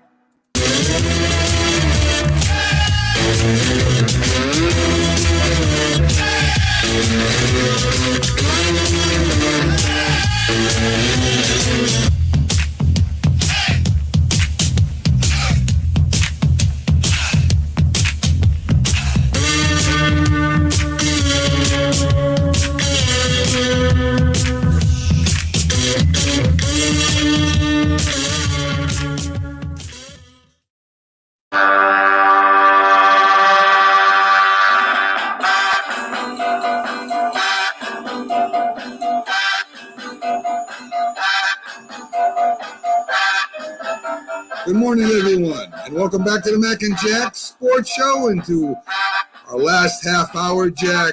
I'm Mac with your host, Jack Hirsch.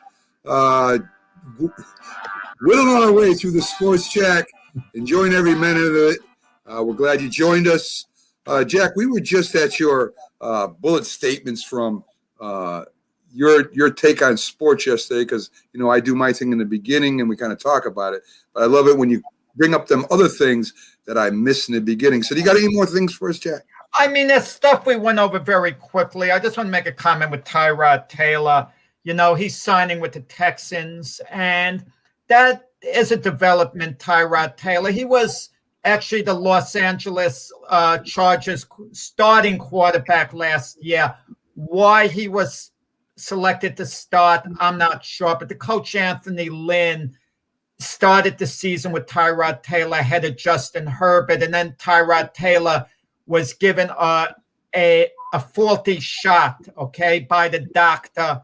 That's a complete fiasco, and took ill and had to miss like a couple of games, and Justin Herbert shined. And then Anthony Lynn recently said when Tyrod Taylor was ready to play again, it was the hardest decision I ever had to make in my life, not to start Tyrod Taylor over Justin Herbert. And I guess that's why Anthony Lynn's the former coach of the Chargers. You got Justin Herbert, man. He's your 6th overall pick in the draft. He's your quarterback of the future. And you're debating whether you should start him or Tyrod Taylor. I mean, give me a break. I mean, yeah. But Tyrod Taylor is the Houston Texans emergency plan right now. We know where they stand. In the event Deshaun Watson is going elsewhere, and we don't know now, they'll stick with Tyrod Taylor. You know, all these quarterback moves, Mac, affect the Jets with Sam Darnold. Yeah. Sam Darnold suddenly doesn't have a home. What team is going to give up anything significant to get Sam Darnold from the Jets? There's no one out there because everyone has addressed their quarterback situation one way or the other. Sam Darnold's not going to go to the Bears. They got Andy Dalton, okay, over there. Now, he's not going to the Washington football team. They have Ryan Fitzpatrick. He's not going to go to the Steelers. I mean, Big Ben is coming back. Plus, they have Mason Rudolph. And, and Dwayne Haskins they got from Washington as a project. So, well, yeah, those are projects. But, I mean, I could see the Steelers wanting Sam Darnold for their future. I mean, he has played, well, not hurt. He has played very well without any. No, he hasn't, Mac. Well, without any weapons. He hasn't. Sam Darnold has not been good NFL quarterback. Listen, Jack. Far from it. When he came back in the last part, not last year, but the year before, without weapons, really, they went 6-2. You know what? They were 1-7. You know what that reminds me of, Mac? Putting in a player during mop-up time and having him score a lot of points and grab rebounds. It was an illusion. But they won, Jack. They won the games. They went 6-2. And he was the main reason. Now, I don't like giving quarterbacks a lot of credit because it's a team sport. They're the leader. They're very important. But everything has to work on a team for you to win games. Everything has to work: offense, defense, special teams. But in the Jets' case, the Jets didn't have a defense. They didn't have an offensive line. They hardly had any weapons around him at all. They didn't have a quarterback. But they went 6-2. And to me, Jack, that's a record, man. That is something that a team, as a coach or a GM, I would look at. It's not only what what your record is as a team, because quarterback stats really is not a win and loss stat, Jack. So let me get this straight, Mac. They went 6-2. That's 8 games. He's been there 3 years. That's 48 games. So he's produced 8 games out of 48. Good gosh. Yeah, injury. I can tell you the amount of games he played poorly as opposed to the type of games he played well. There's no serious demand out there for Sam Darnold. Don't you think teams will be chasing after the Jets? Well, we don't know what's going on behind the closed doors, Jack. We don't Jets know. are drafting a quarterback unless they could pull off a mega deal with Deshaun Watson. We don't know. Deshaun Watson's going nowhere, Jack. We don't know that teams haven't been calling the Jets and inquiring about Sam Darnold. Maybe the Jets want too much for him. I don't know. I know that the Patriots sure could use Sam Darnold right now. That would improve their team 100%. With all the weapons. I think he would sit behind Cam Newton if he went to the Patriots. I disagree with you 100% on that. Yeah. I really do. I really do. You keep pointing to a half season. Right. A half season when he played well. Everyone plays well at certain intervals. I could say Mitch Trubisky played very well at a half a year with the Bears, and he's no longer with them. I could be raving about Carson Wentz when he played well with the Eagles. I can go on about anyone playing well at various points. And you see what Carson Wentz just got, Jack, right? He got a major deal for only half a year with the Eagles and got traded, and they took him. Somebody took him. So what you're saying right now, I agree with, because you just said the same thing I did. Listen, I think Sam Darnold is a very good quarterback. We've had people on our show that are more experts maybe than we are in the modern day behind the scenes look at teams like Lance Meadow, famous Giants broadcaster, who said, why would you kick Sam Darnold to the curb right now? He's still very young. He still has a lot of talent. He's got a great arm, and he's a good leader. And when he's not hurt, and we could say the same thing about Burrows right now. Burrows got hurt and his team did nothing. So are we going to say now that Burrows for that 1 year is not a good quarterback, Jack? Listen, I don't hear their GMs. The Bengals, I don't hear Dave Gettleman, the Giant GM, saying, well, if anyone wants to call about a quarterback, we'll pick up the phone. We'll listen to what they have to say. He mentions it on his own. Yeah. Okay? He's not going to say, Sam Darnold is, we're not happy with him. We want to move on. They've got to build up the guy when he's with their team for trade value. No GM normally says that. We're going to listen if anyone calls and they want to talk about trading for Sam Darnold. There's your answer that they're moving on.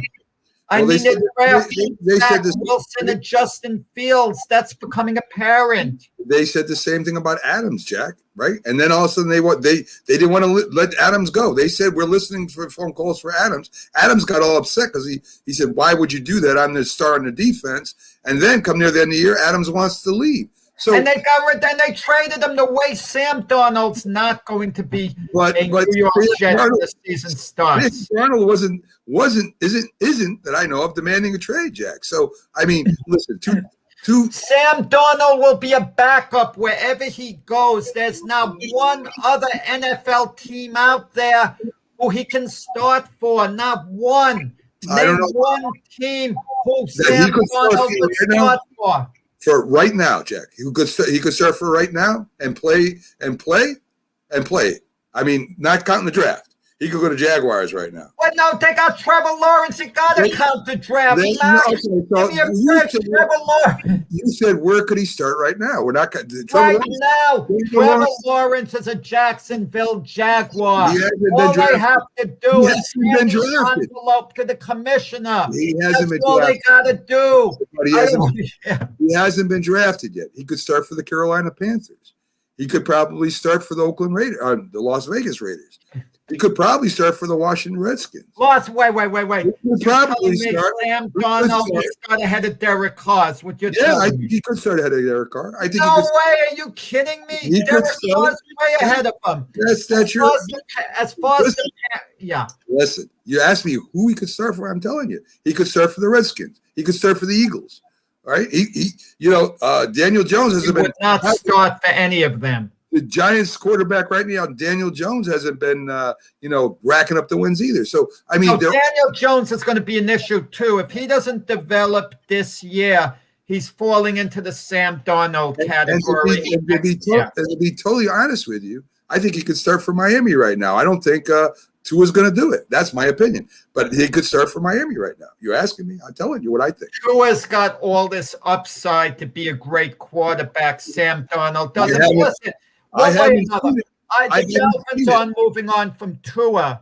Okay? I haven't seen the upside.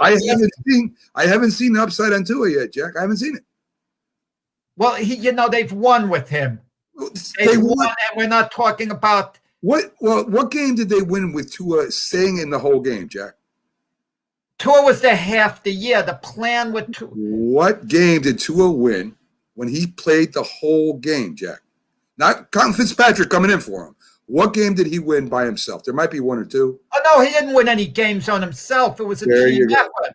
I'm talking about. Listen, Tua didn't develop to the point of Justin Herbert or Jeff Burrow. He was drafted ahead of Herbert. What game did Tua start? Tua might not won that he played the whole game without Fitzpatrick coming. There might be one or two. Chances are, listen, if you want to talk about Tua, keep a careful eye on the Texans, because I'm going to tell you straight out, you get the feeling Deshaun Watson is going to go to the Miami Dolphins. I just get that feeling because they're drafting number 3 and number 18. But Tua is going to be fine. He's going to be an outstanding quarterback in this league. I say that about Sam Darnold. Listen, bottom line is this. What do we know that the Jets don't know? Sam Darnold's not going to be back with the Jets. I'll tell you right now, Sam Darnold, starting quarterback, playing the whole game, has won more games in any year than Tua has right now. So I don't know if you're going to talk about what's going on right now. Tua has not won. But the Dolphins had a winning record with Tua in there. There was something like 6-2 also. And he did not play the whole game, Jack. Fitzpatrick went in and bailed his ass out. So that was one game, I believe. Well, I doubt that, Jack. I doubt that 100%. I think that he might have been playing the whole game. Might have won about 2 games. That's Guess what? The Dolphins moved on from Fitzpatrick. Right. If they weren't high on Tua, Fitzpatrick could still be with the Dolphins. And they moved on from Fitzpatrick when Fitzpatrick was playing very well during the season. They made an in-season move with Fitzpatrick healthy and playing well, because just the way the Giants did when they moved on from Kurt Warner, because they had Eli Manning, their heir apparent. Guess what Miami's going to do with those 2 draft picks, Jack? They're going to draft a quarterback. Mark my words. At number 3 and number 18. One or the other. Okay. We'll see. Not drafting a quarterback. We shall see, Jack. No way. We shall see. Okay. No way. No need to it. But we'll see. We'll get back to that. Okay. Go ahead, Jack. Okay. Listen, some of the other signings we mentioned, Andy Dalton going to the Bears. We talked about that. Leonard Williams with the Giants. That was a nice signing. Leonard Williams really enjoyed his time here with the Giants. We had on Coach Spencer, the defensive line coach, as a guest on this show. You could tell he was fond of Leonard Williams, and that's a nice situation. You kind of wonder, Leonard Williams was a Jet. You talk about allowing a guy to develop. Could the Jets have shown a bit more patience with Leonard Williams? Because when you think of it, Leonard Williams, Jamal Adams, if you paid them both, you had them with the Jets, what it would have meant to the team. But they got draft capital back, the Jets. So let's see what they do with it. Last night, we didn't mention in hockey, in the Washington Capitals, Alex Ovechkin, he passed Phil Esposito, and he's number 6 now on the all-time, goal-scoring list. Right. And we know what a great player Ovechkin has been for the Capitals. But when we talk about the short list of all-time great NFL players, somehow he always seems to be in the back seat. But Alex Ovechkin, he's, really has established himself, as far as I'm concerned, as one of the all-time greats. We went over quickly my points. Jacoby Brissett went to the Dolphins. He's looking over Tua's shoulder. We just talked about Tua a little while ago. Tua's got to play well. Otherwise, Jacoby Brissett might get a shot. Well, if Brissett gets a shot there, Jack, the Dolphins are all the Tua experiment is all done. Brissett should not get a shot in Miami at all. He shouldn't even be there. But go ahead. Yeah, well, Brissett has had it. He had the Indianapolis Colts starting job. And just couldn't hold on to it. And then the Colts felt the need to get Phillip Rivers. Had Brissett took over for Andrew Luck when Luck all of a sudden retired. Had Brissett played really well, he would still be starting in Indianapolis. Right. But he didn't. James Winston battling Taysom Hill in New Orleans. James Winston could have gone elsewhere. That he's coming back to New Orleans, he has to feel he has a legitimate chance of winning the starting job. Supposedly, there's going to be an open competition. I have mixed feelings on open competitions. On one end, it should bring out the best in a player. On the other end, you're a team, your teammates. You don't want one guy losing out the position feeling diminished, because now his attitude might not be, well, whatever's best for the team, because you're pairing him against someone else. And, I'm not sure how I feel about it. Competition could be a great thing for a job.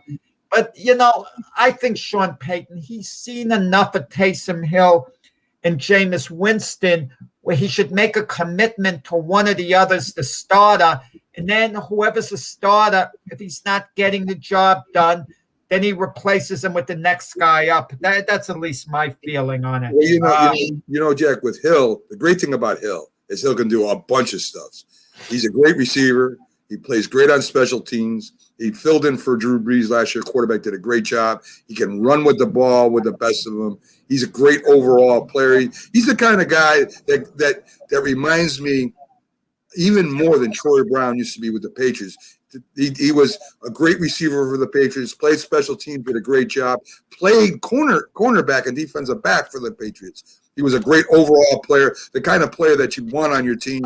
And he We're did better. talking quarterback with Taysom Hill. That's great. He's a great receiver. He could do this. He could do that. Let him do the other things. Well, we'll see what happens there. I think it was a win-win there for them. Taysom Hill can do a bunch of things if he's not a starting quarterback, and he can jump in and start if they need him there. He's a great guy to have around. He can fill a bunch of positions and do them well, Jack. Well, the problem with Jameis Winston is he's a interception machine. Right. I mean, that's a killer. If he could cut down on the interceptions, he's potentially an elite quarterback. I mean, people forget Jameis Winston was the number 1 overall pick in the draft, and now he turned into a backup. Now he's going to get a chance to maybe be a starter again. Marcus Mariota too. Yeah. I mean, is he with the Raiders the last I heard? But he was the number 2 pick in the draft, and he's a backup to Derek Carr there.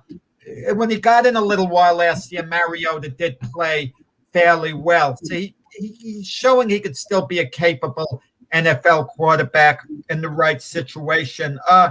Jets made a couple of moves. They're quiet moves. They got Carl Lawson, a defensive end from the Bengals. Yep. They signed him for 3 years, $45 million, $30 million guaranteed. The Bengals obviously weren't quite willing to go to those financial parameters. But we'll see what a move is. It's going to help the Jets. Lawson should help the Jets pass rush sometimes. And the Jets got a former number 1 pick in the draft, Corey Davis, wide receiver from the Tennessee Titans. He's been a disappointment since he's been drafted number 1. But there might be upside because he finished the year with the Titans really well last year. So sometimes you get lucky. You get a guy as he's coming into his own, as he's ready to break out. And the Jets are hoping that'll be the case. As I mentioned earlier with the Giants getting wide receiver John Ross from the Bengals. Ross has a reputation maybe being a little bit of a prima donna, but that might be a bad rap. We don't know. We'll see with the Giants, really what he's about. The Giants hardly invested anything, only $1 million guaranteed. Yeah. So it's worth, a flyer to take on the number one pick. And Nelson Aguilar, wide receiver from the Raiders. He signed with the Patriots. Bill Belichick made a lot of different moves. People are criticizing Bill Belichick. He can't win no matter what he does. If he's no pun intended, but if he stands pat, people are going to criticize him, feeling the team he has can't win. And now he's making all these moves, and people are acting like he's panicking, that it's a reaction to a Tom Brady-led team winning the Super Bowl. But the Patriots got to make moves for the first time in a while, all these big moves, because they were 7-9 last year. They haven't been in this position in a couple of decades. Yeah. So Bill Belichick is trying to kind of shake things up. And, it's interesting. His great guard, Joe Thuney, he signs with the Kansas City Chiefs, and the Chiefs offered him massive money. But meanwhile, they're getting rid of Fisher and Schwartz. They're two great, blocking guards, right. Because you guys who protected Patrick Mahomes, guys who didn't play in the Super Bowl because they were hurt, and we saw what happened to Mahomes there. And certain teams, the Chiefs are a little unique. They've got to protect Patrick Mahomes. That has to be their A1 priority, put the blocking in place for him. And, Tampa Bay Buccaneers, they haven't really seemed to lose anyone. Shaq Barrett, their outside linebacker, re-signed with them. It's so hard under the cap, Max, so hard. You hope certain guys are going to take less money because they're so happy with the team they're with. They're going to want to stay there. But, but when you talk about millions of dollars, setting your family up for life, rings are great, but the paychecks are even better. That's just the way it is. Well, Jack, it depends on how much money you need to live, right? I think you could live off $8 million as well as you could $10 million. It all depends on the person and what they want to do and how they're living their lives. You're one of these guys who, if he could get double the money playing for someone else but doesn't sign with your team, I could see you in the stands, Matt, booing him. Oh, definitely. Booing them for leaving your team. Definitely would, because I always think team first, Jack. But, it's a business. They got to do what they got to do. I just think that a lot of people look for that extra $2 or $5 million when it comes down to it. $20 million compared to $25 million. I don't know what you're going to do. I think it's more than the actual money, Mac. I really do. Because these guys are getting contracts. They could live off it the rest of their life.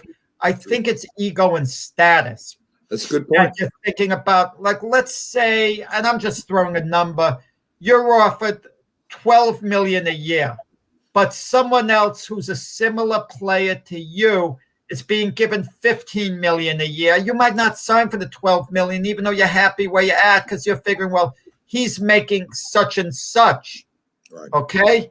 Let's say, Mac, one of our other shows on the Northeast Streaming Network, one of the guys is offered a much bigger deal than what I'm getting working with you, Mac. Am I going to want to stick with you? I love working with you, Mac.